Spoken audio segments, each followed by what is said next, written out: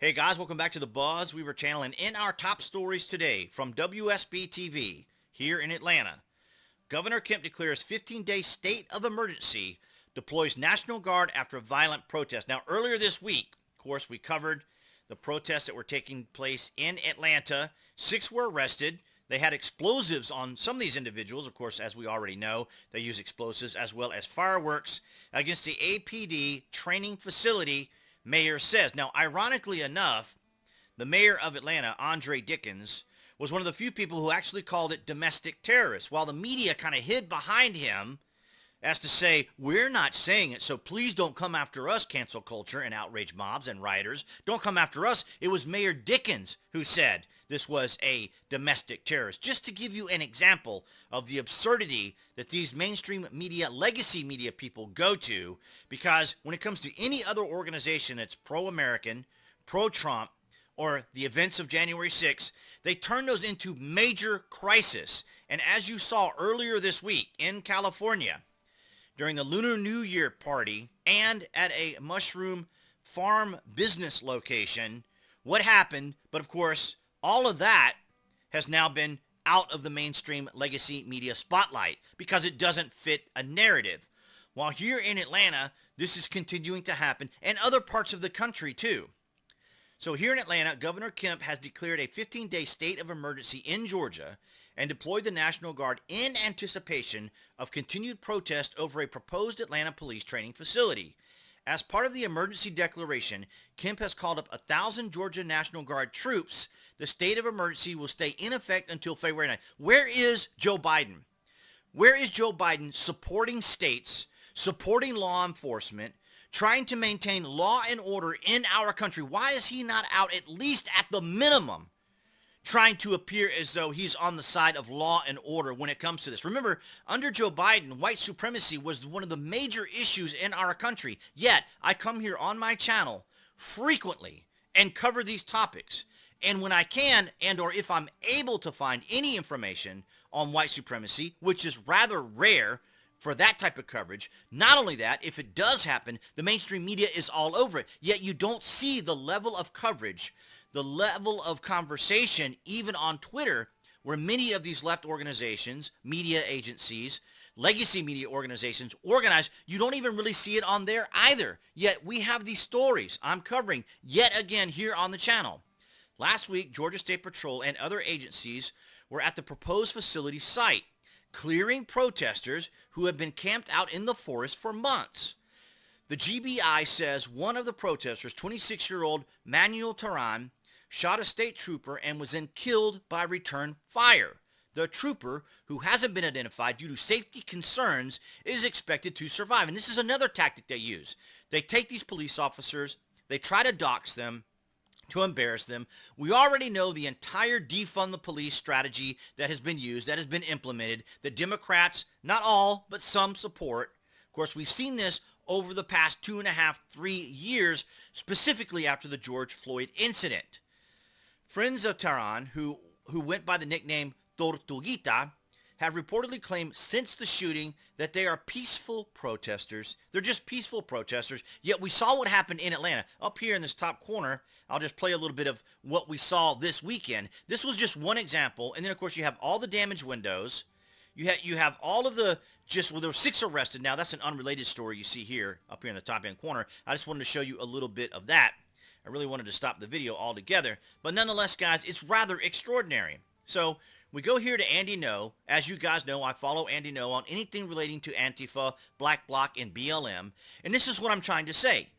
If there was such a problem with white supremacy, right-wing supremacy, protest, and violence, you would think that these individuals on the left would be like Andy No, covering it constantly. Yet, you go here on Twitter and you barely see any sort of exaggerated, sensationalized activity that the left complain about when it comes to the right. You just don't see it. Great reporting by Eloquent Elliott, who visited the far-left Atlanta Autonomous Zone occupation in person. They made a shrine to worship their newest martyr, the gunman who died after trying to kill a Georgia State Patrol trooper last week. Where is Joe Biden? A state trooper Now, granted, I know we have balances of power here in the United States between the federal government and state. However, where is his sense for law and order? Where is his concern for government agencies and government agents and individuals that work for government? Like he was when he wanted to pass the bully tactic of everyone being vaccinated. That's when he suddenly became concerned and aware of even state agencies in government and federal government. So where's his response to this activity happening in a major city in the United States like Atlanta?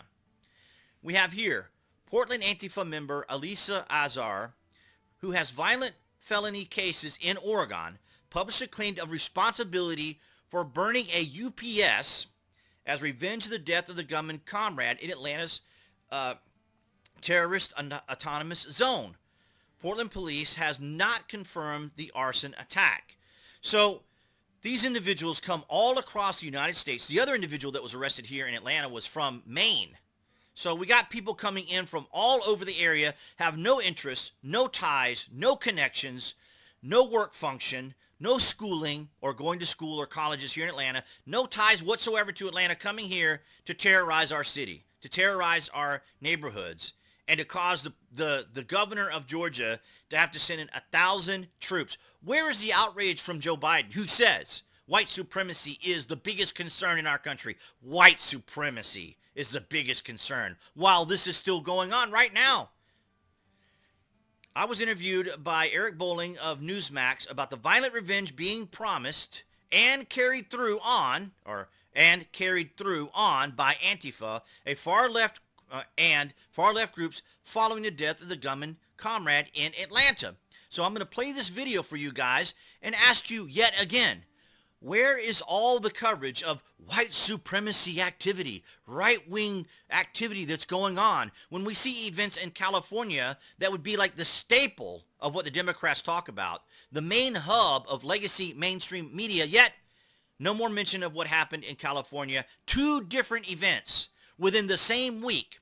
The news legacy media has already stopped covering any of that activity whatsoever, just like they were ignoring what's going on here in Atlanta. I'm going to go ahead and play this for you guys. Radical Antifa-associated leftists are calling for a night of rage and full of violence after one of their alleged armed protesters shot a cop, then gets killed when the cop shot back. This all took place where the Atlanta Police Department training facility is set to be built. The scenes from the Atlanta Forest Twitter account tweeted this flyer. Listen to this, folks. Consider this a call for reciprocal violence to be done to the police. Okay, I just want to point out, here they are organizing on Twitter, a group of individuals calling on violence, inciting violence on Twitter. Now, of course, I'm curious as to how Elon Musk is handling this, or Twitter is handling this, because it could be veiled. It could be worded. I can't see the actual wording of it because I didn't look it up on Twitter. But here we have Twitter, Facebook, who just reinstated Donald Trump, removed Donald Trump under the same type of inciting, what they arrived to be inciting, but it was coded. They said it, they called it a coded message. Remember, Vijaya Gotti said it was a coded message, which is her own interpretation to give them the excuse to boot Trump off of all social media, because once one of them does it, they use what's called mob, or manifested observable behavior. So if you do something on one platform, then they adopt the same type of ban or restriction or suspension of those same individuals across all of the different platforms. And that's what they did to Donald Trump. Yet here we have these organizations continuing to organize. Now, they may not always organize on Facebook or Twitter, but they do organize. And particularly, some of them organize quite a bit on Reddit and or their own setups with Discord. Discord is a